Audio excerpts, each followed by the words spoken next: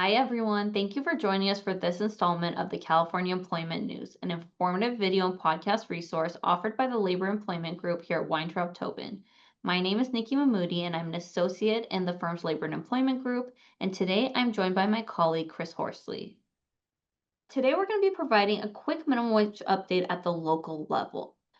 So we're midway through the year, a little bit more than that. And so at this point, California has not updated their minimum wage for 2026.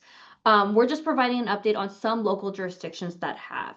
So starting July 1st, 2025, some local jurisdictions in California have increased their minimum wage beyond the state's required rate of $16.50.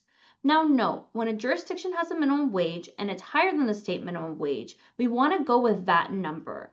Another consideration to keep in mind is that there's also specific minimum wage rates for certain workers. That includes certain fast food workers and certain healthcare workers. And we've actually previously done CENs about those minimum wage increases. And we'll make sure to leave those CN links for you in the description box.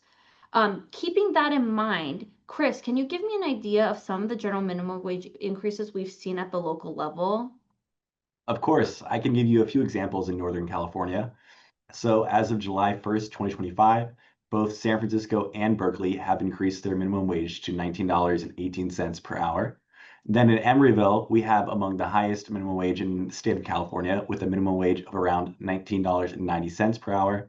And finally, we have Alameda, who has recently increased their minimum wage from $17 to $17.46 per hour.